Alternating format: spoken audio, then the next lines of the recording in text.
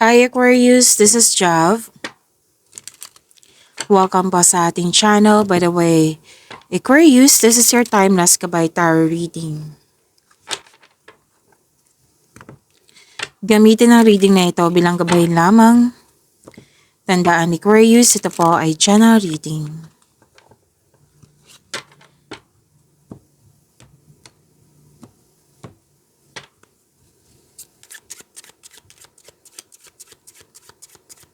Mga parating pa para kay Aquarius.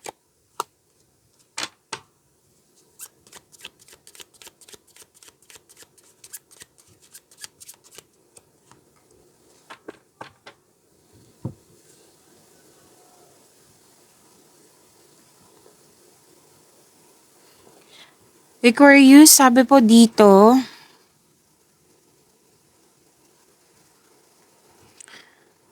may sagot na. Pwede hinihintay mo tong sagot na ito. Itong reply nito, sagot, response, may sagot na. May sagot. Tapos, pwedeng approval din po ito. Approve na. May application kasi ako nakikita dito. So, kung nagkaroon ng application, ma-approve yan. At may document din ako nakikita dito. Baka may hinintay kayong document. Pero then, visa approve po ito. May kontrata din ako nakikita dito. So, may reply. Oo. May nakita nga ako ditong through SMS. At may changes na mangyayari. This is an opportunity or challenge like gagawin mo, bibigyan mo siya ng aksyon.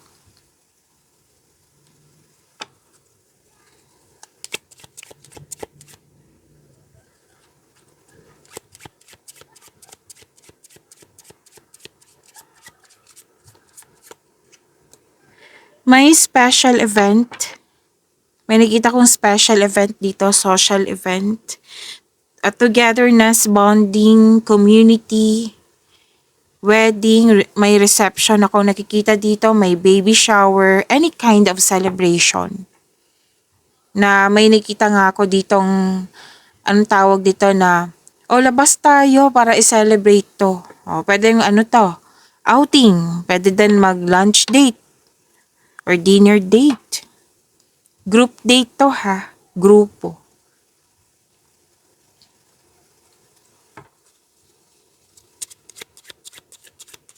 May sabi din dito, 'di ba? May sabi kanina na special event, pwedeng wedding din to.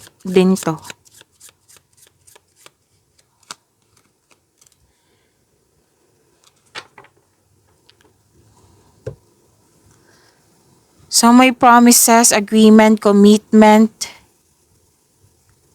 Dalawang card mismo nagsabi dito na may bonding. May nag-uusap tungkol sa marriage.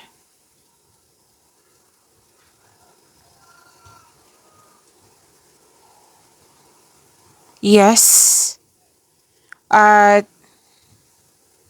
this is union pa rin eh. Dalawang card mismo nagsabi dito na union. May commitment, agreement niya, or a bond.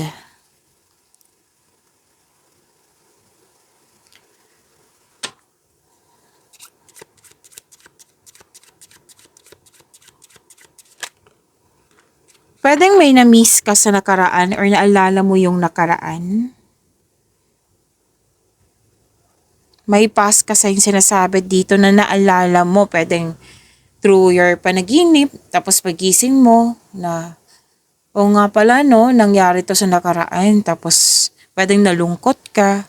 Pwedeng hindi ikaw to, pwedeng isang tao, isang lalaki na malungkot. Pwedeng nagkwento siya sa'yo. Like, for example, alam mo, nalungkot ako kasi naalala ko yung past. Kasi nanaginip ako kanina, ganito.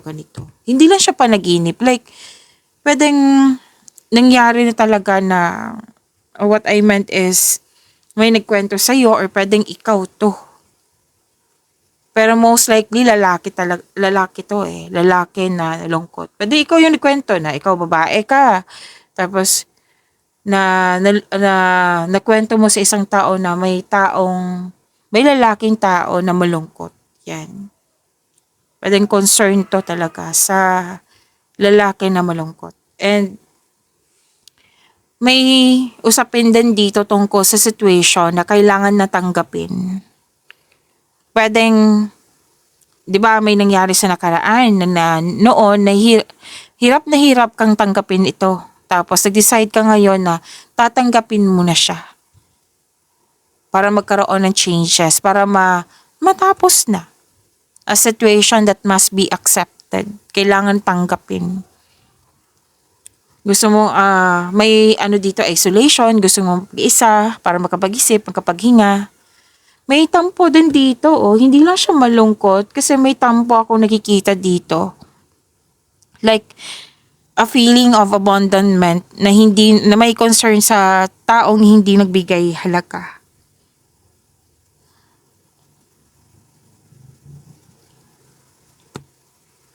Sabi din dito, andito pa rin yung senior, Senior, may nag-uusap tungkol sa retirement, may nag-uusap regarding sa matagal na kayo, no? May ganyan ako naririnig. And may forgiveness, which is good. Forgiveness na naka-receive ng wisdom message. Kasi may realization, di ba? Like, tatanggapin ko na tong nahihirapan ka sa past na hanggang ngayon, tapos nag-decide ka na tanggapin na ito para maka-move forward. So, may forgiveness kasi naka-receive ka ng wisdom messages.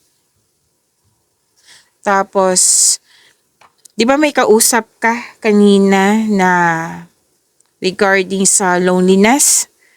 Nag-o-offer ka dito ng guidance na like, tinulungan mo yung taong may problema. Yan.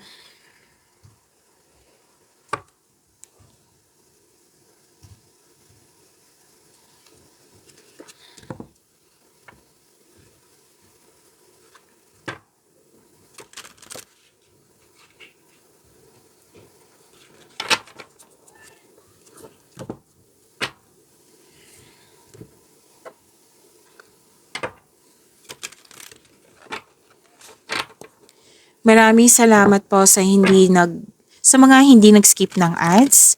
Subscribe na po kayo sa ating channel at click bell notification para updated po kayo sa bagong video natin. Para sa mga gusto magpa-reading po, comment po kayo ng personal reading and check my reply sa comment section.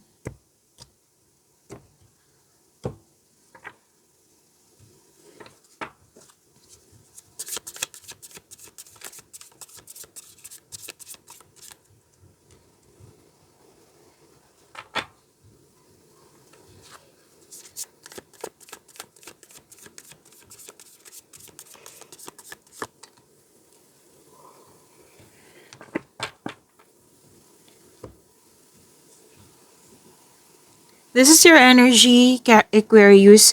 May din dito, kasiyahan. Dalawang card po mismo nagsabi dito na nagkaroon po ng recognition, maraming humahanga sa iyo. Yes, kasi this is victory. Mahigit pa sa success. Opo. Na nag-celebrate ka kasi may success. Which is sinabi din dito, di ba? May bonding, may togetherness na nag-celebrate. Andito din siya sa tarot cards nyo, Aquarius. Nagkaroon ng balanse, nagkaroon ng pagkakaisa. Makakatanggap ka ng mabuting balita or may bagay na matutupad. Yes. So may parating na good news, especially after a period of struggle. And very proud ka sa na-accomplish mo. May natapos ka, na happy ka kasi natapos mo siya ng maayos. So, in-acknowledge mo yung success na ito at may matatanggap kang papuri from other people. So, that is recognition, nagbigay ng compliments sa iyo. And Nakikita ko dito nagsumikap ka at deserve mo itong tagumpay na ito. So, tama tong gagawin mo na i-celebrate. Allow yourself to shine in this moment. And pwedeng may promotion na mangyayari kasi may leadership role akong nakikita dito, or pwede din responsibilidad na binigay sa'yo kasi nakikita nila yung galing mo. At alam niyo naman kung ano yung promotion, di ba? Lagi ko yung sinasabi sa inyo, Aquarius, pagtaas ng kita, sweldo, allowance, or ng iyong posisyon. At itong leadership role na ito, itong responsibilidad na binigay sa iyo or chances na binigay sa iyo, resulta yan sa pagkakaroon ng success sa inyong mga ginagawa. Marami ka nang napatunayan. At nakikita ko rin dito na yung hindi nagkaroon ng pagkakaayos, magkakaayos po. Magde-date nga kayo. Dahil hindi kayo nagkaroon ng pagkakaunawaan ng kahapon. So, magkakaayos po kayo. And may financial growth after a period of struggle.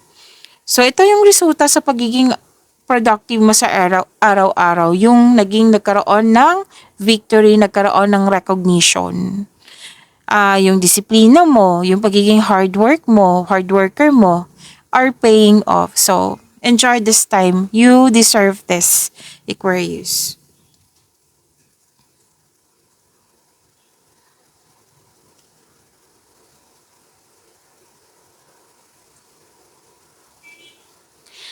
And this is also wealth. Nagkaroon ng time sa family, which is lumabas din dito yung grupo ng tao. Lumabas din po siya dito sa tarot card nyo. May inheritance din ako nakikita dito. So, dalawang card mismo nagsabi dito na may completion of cycle, may natapos po. And sabi din dito na makakatanggap ang ilan sa inyo ng mana or pension or retirement or masaganang ani ng buhay. Tapos nakikita ko dito nag-spend time ka nga sa grupo ng tao, and I believe this is your family, and nag-save ka para sa iyong sarili, sa kanila at sa isang specific person na gusto mong tulungan. Tapos may sabi din dito na lalo na sa mga single na gusto papasok lang talaga kayo kung seryoso na ito sa buhay. And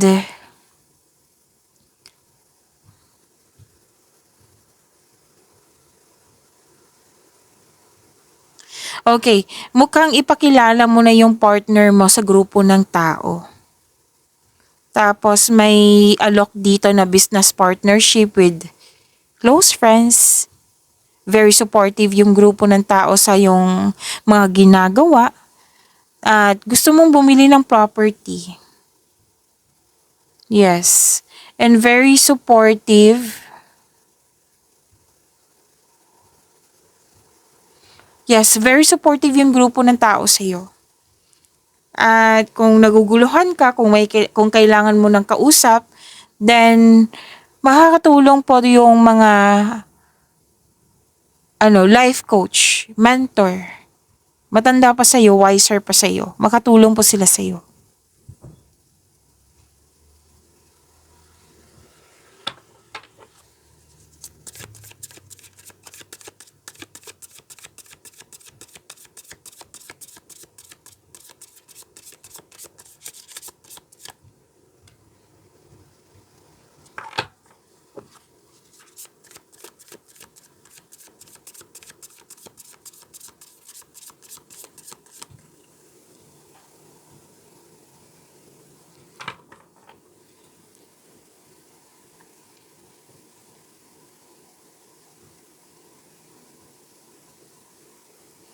Sa career and money nyo po, success po ang sinasabi dito.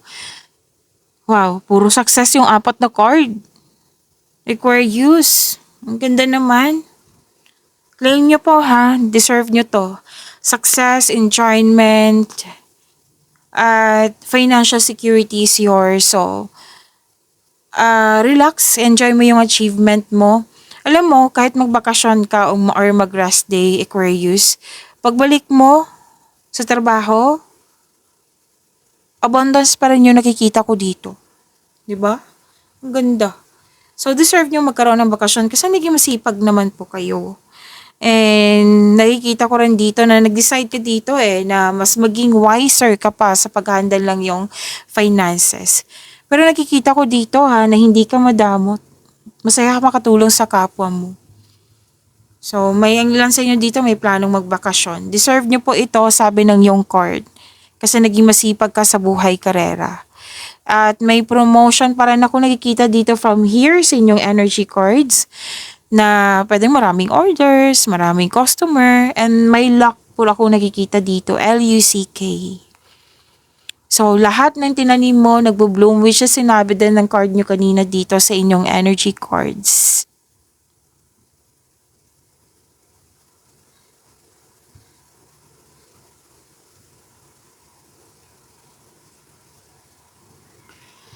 So, satisfaction, abundance pa rin, di ba? Ang ganda. Thankful ka sa mga biyayang natanggap, successful and satisfied sa buhay, overflowing abundance. Dalawang card po mismo nagsabi dito na Aquarius, relax din. Enjoy mo yung mga achievement mo. So, may natapos nga kayo. From here, sinasabi, di ba? Andito pa rin. Different card siya, pero repeating message. Pay attention. Na natuwa ka kasi natapos mo na yung mga gawain mo ng masaya, na satisfied ka sa completion.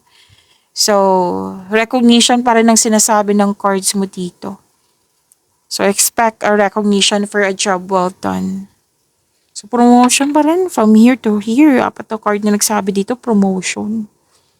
So, ipagpatuloy niyo pong makinig sa inyong intuition at i-honor mo yung mga ideas na dumating sa iyo kasi makatulong po iyan sa pag-increase na yung prosperity and abundance po.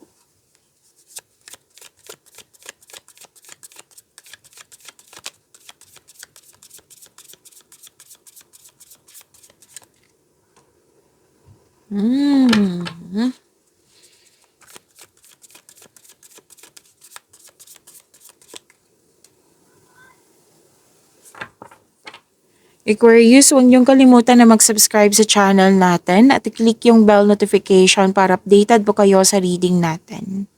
Marami kayong February video reading ha. Hanapin niyo po dito sa channel natin. Marami po iyon. Baka hindi niyo pa napanood.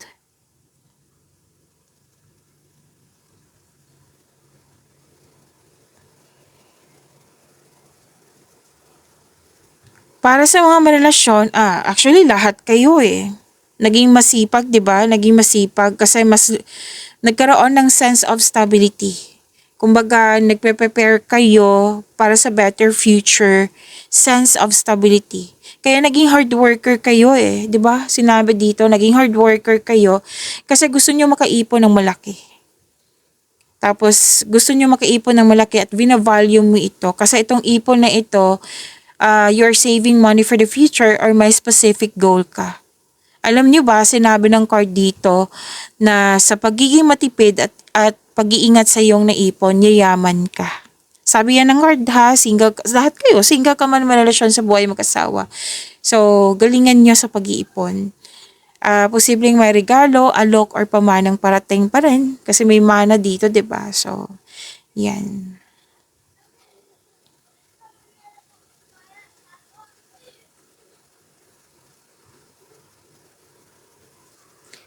Sa mga single po na you've met someone exciting through friends or sa mga activities. Like for example, birthday ng friend mo.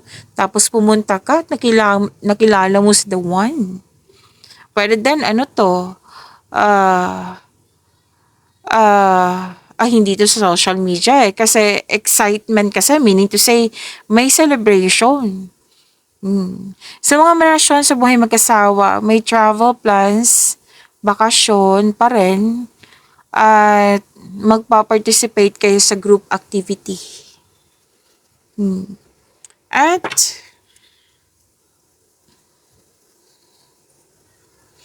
okay, balance to Sinabi kasi ng card dito na,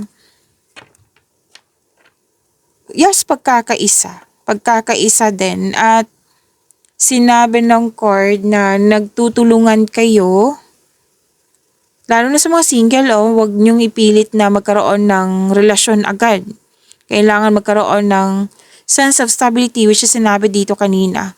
Like, ibibigay talaga ng tadhana sa iyo yung the one. Trust the divine timing. Sa mga may relasyon, yun po, sense of stability kasi gusto nyo mag-level up. Pagyamanin nyo po yung blessings sa binigay sa inyo. Aquarius, see you tomorrow. Maraming salamat po.